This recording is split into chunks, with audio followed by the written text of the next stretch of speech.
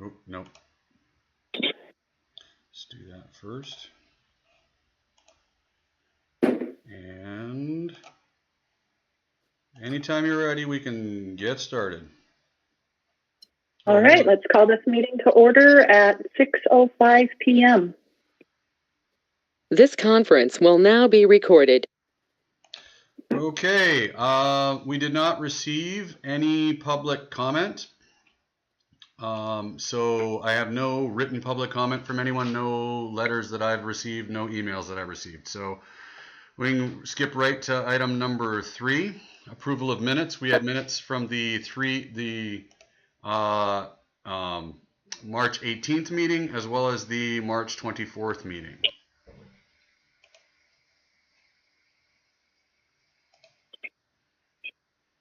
If there's no comments or questions, I'll make a motion to approve the minutes of both meetings. Okay. I'll second those.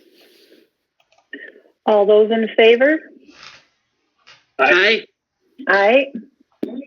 Matt, aye. All right, so then let's go to the treasurer's report. Should be up on the screen now. Second. Yeah. We'll wait till it pops up.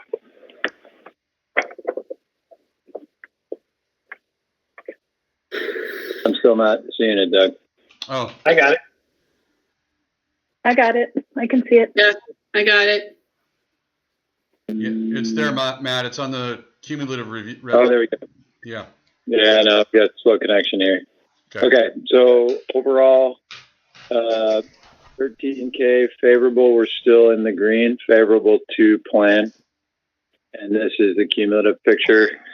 You can see we're positive, favorable in both revenue and expenses. You'll see that on the detail page. It's split roughly 4K revenue, 9K expenses, but you can't see that detail here. But still in good shape overall. You can go to the next slide. So there's the revenue picture. We dipped unfavorable by 2K last month as a cumulative. Now we bounced back to +4. So net the month-to-month change was +6. And then next slide, you'll see the expense picture. That's the remaining 9K favorability. Next slide. Next slide. It's showing on my screen, Matt. Okay. Not quite yet on mine. So I'm getting alerts from GoToMeeting that there are difficulties with the conference updates. Okay. So anyway, I'll just pull it up on my own screen.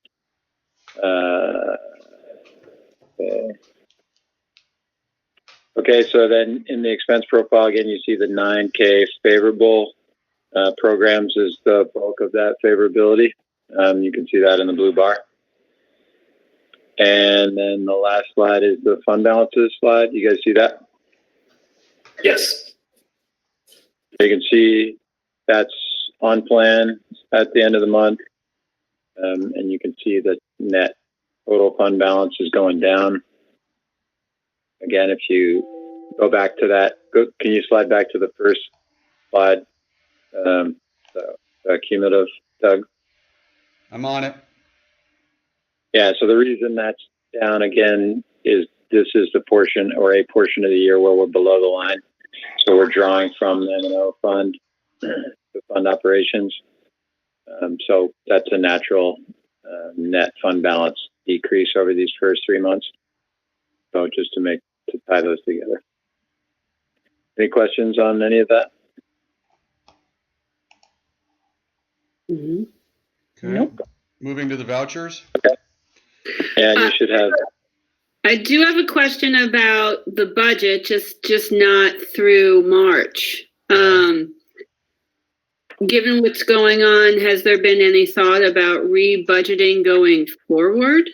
We've had initial discussions about that as a staff, and right now with the uncertainty, we're kind of holding on making any big decisions. What we figure we'll do is we'll look to see where this goes in the next couple of weeks, and maybe have Okay. another kind of budget, since we still are doing okay, rather than pull the trigger and make some decisions now. We've had some cursory discussions about it, but yeah, I think when we get to a certain point on this, when we're starting back into what would be quote unquote more normal operation, Mhm. that's when we're going to have that kind of discussion as to, okay, so how bad is it? What are we missing? What are we losing? And where do we have to make up? So Right. at this point, it might end up just being, that we push out a project and say, okay, we're not going to do the roof on the doghouse this year. That's $20,000. That gets us where we need to go. Or we already have said we're not hiring seasonal labor this summer. That's a $15,000 budget line item. So we've made some adjustments already. It's just more of a question of how much do we need to adjust, and we really don't have a picture of that because we don't know when this is going to end. Right. We don't know when it's going to end, and we don't know what the recommendations / regulations will be going Exactly. through the summer that will affect the summer programming. I know. Yeah, so that's kind of the big question marks that we have. And once we have a better picture of answers to those, we can do a better job of reworking the budget. Like right now, we're just looking at, okay, we've got some options that we're currently already kind of putting in the idea hopper. But when we get to a certain point, staff will sit down and go through the whole budget one more time for the remainder of this fiscal year. Yeah, and just note that we can float with the revenues with the revenue stream that we have, we can float the program. The program's element is the biggest variable, but the program's element, if you look at our budget, is self-funding. So as Carrie can dial back program expenses to account for lack of program revenue, that's the part that is the tactical day-to-day that we need to manage up until such time as that program's participation returns. So really, that's the thing that's mostly in play. We don't want to incur on of program expenses with no program revenue. Mm-hmm. That puts us sideways in the budget. So as long as Carrie's managing that, we're in a good place in terms of budgeting through this. Yeah, and that's being And managed. the county has no plans to defer taxes or anything, so we'll still be getting our levy and referendum money. They may be delayed slightly as people can't pay them right on time, but yeah, we have not been told by the county in any way that there's they're not going to send us our tax revenues at this point. So the levy money will continue to come in, and we are Carrie is currently looking to manage expenses as much as we can. However, there are certain expenditures that are already made that we'll probably end up holding over until next year, like triathlon kind of costs that we've already paid out that we're just going to hold, and there'll be a savings next year on that. So there will be some tweaking that will have to happen, and we're doing the best that we can right now given the circumstances, which is all any organization can do in this situation. Just a note about the programs. The majority of them that are coming up in the next few months are contract instructors. And so the revenue is directly tied to the expenses. So the expenses really aren't controlled unless we don't pay our instructors, what the contract says. So it all, they kind of go up and together, and so there's not a lot of actual expenses that I can control right now, except for the triathlon and the chum run, and most of those expenses are going to be, depending on what we do. Yeah, it's controlled pretty well. Okay. Yeah, Thank you. In general, a great deal. I mean, our biggest money makers are the ones we run ourselves. The triathlon, the basketball program, those are the things that generally we generate most of our net revenue on. The rest of the other programs that are contractual, we get a certain percentage of of the revenue. So if we don't run, we're not. It's not like we're the instructors in those programs, those contractual programs, are taking the same, if not more, risk than we are. And if we don't run the program, we don't have those expenses. So we're doing what we can.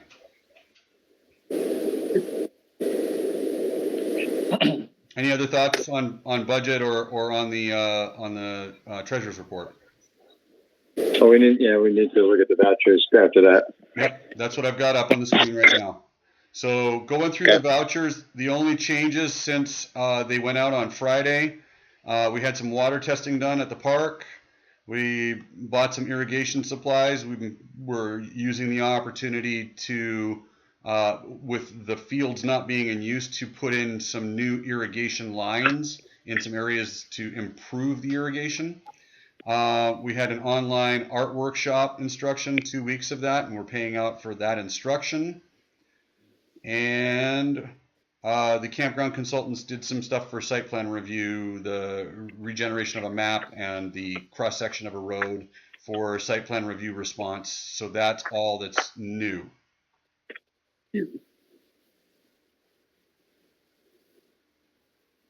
Any questions on the vouchers? Can you scroll down to the bottom, Doc? I'm on the bottom. Update. Yeah, it's not showing. I got an The amount updated. of $85,931.98 in the M&O and $1,664.75 in the property fund. Okay, it just updated. Does anybody have any questions about any of those line items or any of the changes since the Friday posting? No. Nope. Okay, well then I'll make a motion to approve the vouchers for 85,931.56 from the. Hang on a minute. Okay. I think it's 58. I think it's 98, Matt. Sorry, 85,931.98 from M&O and 1,664.75 from the property fund. That's a motion. Can we have a second, please? I second that motion. Eric. All those in favor? Aye. This is Matt. Jennifer, aye. Okay. All right. And then all we got left is a staff report. So you can see, as this gets up on your screen, you can see we've canceled a good amount of programs due to the COVID-19. We did an online art workshop with mixed media, online free magic show class. 5 were in that. We've got botanical jewelry that's postponed till May 29th. This past weekend, we did a virtual open mic night, hosted live from my house. And we had, I want to say, 12 musicians perform. Lasted about 2 hours. I have no data on how many people tuned in because it was live streamed on YouTube. I'd have to look and see how many actually watched it, so I can look at that at some point. We've got online art workshops for kids that's being added that started on Monday. Online Discover Magic Club that starts today. And then we have a triathlon committee meeting on Zoom tomorrow. Few more that are canceled there due to COVID-19, and we are consistently and constantly reviewing this list and updating as we go. We had a conversation. We have a staff meeting every Monday, Wednesday, and Friday that we check in and talk about everything. The things that we're looking at right now that are coming up are the swim lesson registration. The swim lesson registration for Useless Bay Golf and Country Club member is likely to be postponed. The swim registration for the public is likely to be postponed. Just because right now we're hearing from Useless Bay Country Club that they're not sure that they're going to even open their pool this summer. So before we start taking registration for something that won't run, we're going to hold on that until we know they're going to open and what that's going to look like. That has been posted on our website, I believe. Did we post that already, Peggy? Yes. Okay, so that has been posted on our website. That is pending, basically. Summer activity guide arrived or should have arrived today and will be distributed tomorrow. There is some notation in there that some cancellations still may take place, and you know, we're realistically looking at all of this. Online recreation, we've been looking at a few things there. Woodby Island Triathlon, we do have a meeting tomorrow. We have a survey out regarding doing a virtual triathlon as opposed to a in-person triathlon. Right now, it is so uncertain what it's going to look like. And I watched Governor Inslee's press conference this afternoon at 3, and he was talking about the difference of it's not going to be like flicking on a switch. When we come out of Stay Home, Stay Healthy, it's going to be turning a dial. It's going to be a slow restart, opening up for certain people, making sure that we have the testing capability in place and all of that stuff. It's not just going to be a flood. So we are anticipating, and we were anticipating already before that, some sort of social distancing kind of restrictions throughout the summer. We're waiting to see what those are, but the idea of having the triathlon where we have so many athletes coming into transition stations and going through and standing together, and bikes and all the stuff being in the same areas, we thought a virtual race might work well. We're doing a survey on that to find out what those that haven't registered yet think of it. So we do have our timing deposit already paid. That would be forwarded to next year. So as long as we don't order t-shirts and awards, which is June 1st, we won't be spending a ton of money on the triathlon, so expenses will be kept to a minimum other than the timing deposit. All our permits are currently on hold and uncertain. Many of our key volunteers, it being the community that we are in the vulnerable category. And we don't even know if we could have enough, if we did it regular way, we don't even know if we could get enough in participants numbers wise with social distancing to break even. So a lot of these kind of questions are what we've been discussing in our last triathlon meeting. We're going to have another one tomorrow where we're discussing it further. So we'll see how that all ends up, scrubbing out in the next couple of weeks. But we do have until June 1st at the latest to order shirts and such for the triathlon. That means we probably want to make a decision before the 1st of May, because we do have to have registration time to know what size t-shirts we're ordering. So all of that is kind of the new norm right now for us, is spending time trying to figure out how we can make this work.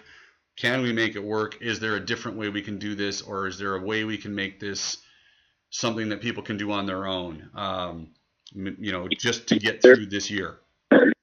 What's the date? What is the date of it, Doug? Carrie, confirm that for me. I think it's July 25th. Okay, I was going to say 28th. I think that might have been last year's. It's July 25th. So okay, and I'm sure this has come up in the triathlon committee, but have you guys talked about the idea of just delaying it till September, October? We have, Matt. The issue becomes that everybody's looking at delaying. I know the Woodby Island Marathon has delayed already and pushed it out into September. And even then, there's no guarantee that we could do it in September with the restrictions.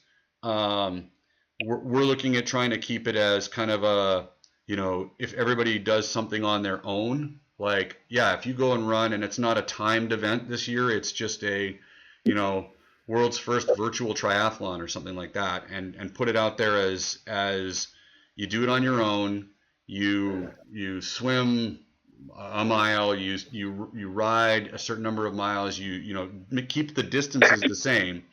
And if we do end up opening up at that point, maybe what we can do is have one day where the ride course, the roads aren't open anyways, but maybe one day where the run course is up in the park, so that people on that day could potentially ride. and swim, ride, and run on the actual, in the actual areas where they normally do it, and have that day be there, but not, make it more on your own, at your own pace. You're doing your own thing. We're not out there, and it's all then at your own risk and on roads that are open. So I don't know. We struggled with the idea of postponing. We did talk about it. We did discuss it, but it's already right now without changing anything. We had, it's tough for us to find a good date to have the triathlon because we've got, county fair, we've got, Labor Day weekend, and once we get into September, it just makes it, kids are in school. We're gonna have less people coming from off island. So really, we did discuss it, yes, and it has been considered. Okay. Here's a photo here of J.R. Russell doing a Zoom magic session. And you can see if you look close, I don't know if you guys can see it on your screen, but if you look close, you can see there's like 4 or 5 screens up there watching them. 1, 2, 3, 4, 5, maybe. So it's good stuff. Facilities and grounds. The shutdown has allowed us to start our field work earlier than normal with a lack of play from soccer and baseball. Carrie did mention to me, was it yesterday or the day before, that Southwood Youth Soccer Club has notified her that their season is canceled, their spring season. Yeah. So we're aerating, top dressing, overseeding multiple fields. We've gone into the campground area and cleaned up what will be the initial loop road. It's very accessible now and will be a lot easier to access when we go out to bid. And with the dry spring, we are troubleshooting and doing repair work on the irrigation system and running lightly with the 65-degree afternoons. The other thing to note on this is we have seen this past week and this past weekend significant uptick in group activity, in people using areas that are closed. We've had multiple people on the skate park, which is supposed to be closed. We've been in communication with the sheriff's office on that on multiple occasions. Yesterday, I spoke with an actual deputy in the South Precinct. He came out, talked with Tom, looked at the skate park, looked at how to get in. So they have access to the facility. They can drive in, they can go and check, and they're going to start to hit it pretty heavy and just kind of make sure people are keeping their distance and not, playing in groups and not, using areas that are closed.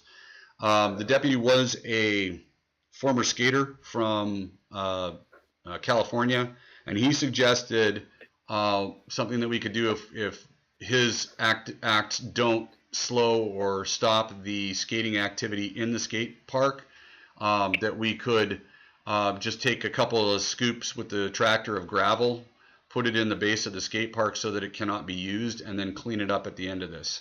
I'm hoping not to do that. I'm hoping that his activity and the deputy's activity will make it so that this resolves and we don't have skaters coming into the park. But just as kind of a note to that, wanted to show you a couple of pictures of what we've been seeing. And those are in here. So we have this was up at the sports complex. We have a barrier right at the entrance over here to sports complex.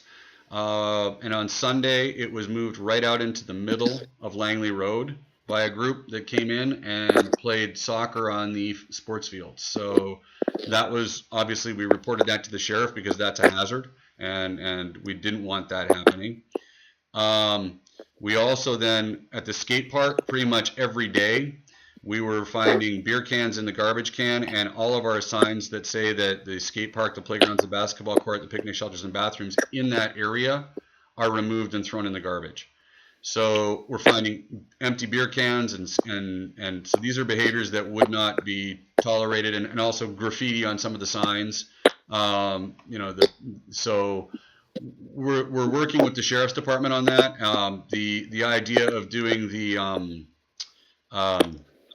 doing putting gravel in the basin of that is kind of a fallback. I'd really rather not do it, and I know Tom and his crew would really probably rather not clean it up. Okay, and now it's frozen on me. Hold on a second. All right, there we are. 1 minute here. Okay, let's see.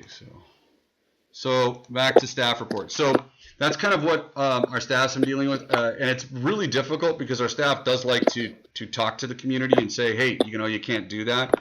Tom said he did stick his head out of a mower one day when kids were skating in the skate park and said, hey, you guys, that area is closed. And one of the guys looked at him and said, yeah, so what?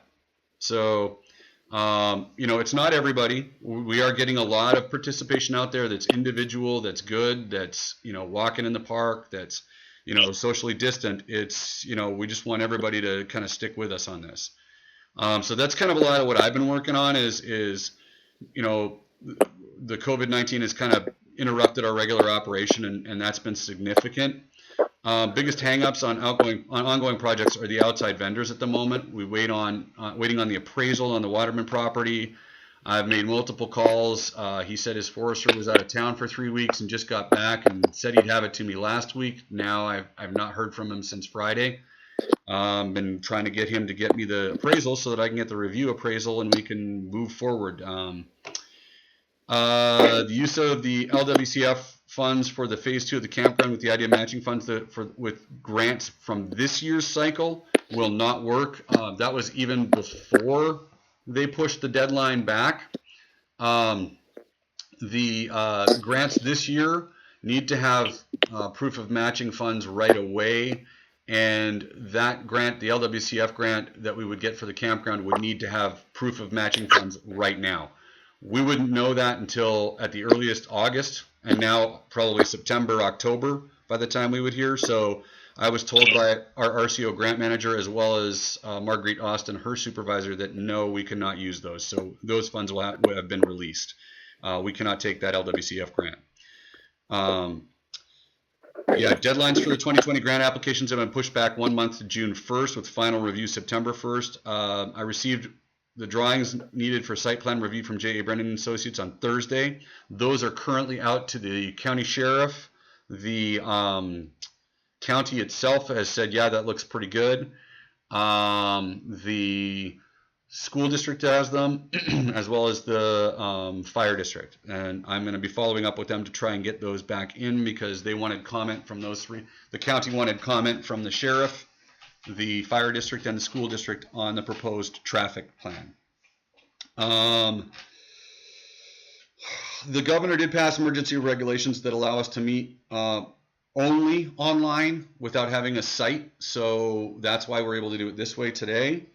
One of the provisos is that you cannot make new decisions. It's just those decisions relating to your ongoing business operations. So that would be our vouchers, our treasurer's report, a staff report.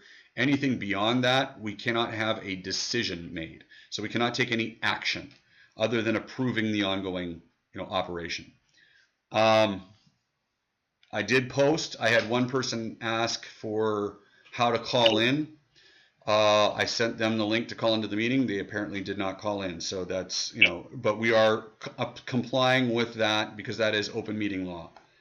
And then on Saturday, last Saturday, I hosted the open mic night, virtual open mic night from my house. No charge to watch, no charge to perform. We may do it again. I got to work out some online kinks with that. So we should be good to go. Our next meeting will be in May, and the date of that, let me get it because I didn't put it on here, is calendar. So 1, 2, 3 is May 20th. So we will be meeting May 20th. Again, if right now, my understanding from the governor is that our current reopen date will be, or currently we are on stay home orders until We are on current stay-home orders until May 4th. So May 5th would be the first day that we would not. So potentially that meeting could be an in-person meeting in some way, shape, or form. But at this point, I'm not optimistic that it will be. Just judging by his meeting today. Any other comments, questions anyone has at this point? Yeah, I got one. The new trail that got cut on the Falcon Trail Hill, what was that? What's that all about? What new trail? So last Thursday or so, we started work in the campground, and it went real well. I walked over to that area. That was a project that Doug Fulton asked if there was any way to lessen the steepness in that one section, specifically for the cross-country race. So it was something we looked at last fall. Towards the end, we just ran out of time, and with the machine there, I spent a couple hours and basically lessened the slope and did a quick trail adjustment.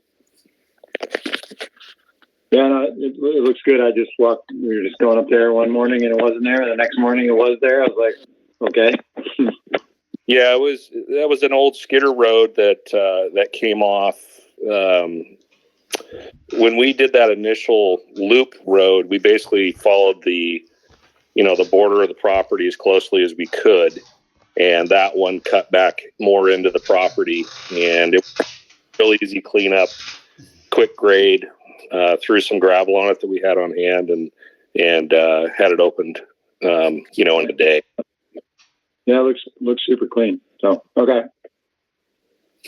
Okay. Anything else from anyone else? There's just one more new business question, or I guess comprehensive plan question. We had was it 2 months ago? You presented a draft MOU with the Parks and Aquatics Foundation, and we had some comments on that and made some minor revises. Do we have that back so that we can say we're good with it? We have that back, but we cannot take any new action right now. So that will be on the first meeting that we have that we can take action. Do you want to just post it or circulate it so everybody can nod that they got the changes that we asked about got incorporated, so that we're ready to approve it? Yeah, I will pull up that email and send it out to everybody. But yeah, until we can take action on it, that's what we need. We need to be able to take action, and then the board can sign it. But the changes were made. Okay. Thank you. Anything else? Then Jennifer, you can adjourn the meeting anytime you want. Can you make sure all the commissioners send the email back to me about the vouchers? Yes. So just a reminder, you do have to reply all regarding the vouchers on that email and say that you approve them. That's your signature. So if you would do that either right now or right after the meeting, that would be wonderful. And with your name as you sign it. That's all I have. All right. Anything else, anyone? All right, we will adjourn this meeting at 6:39. Thank you, Jennifer. You're welcome. Good to see everybody. Good to see you all. This conference is no longer being recorded. Thank you all. Have a good night. Good night. All right. Peace.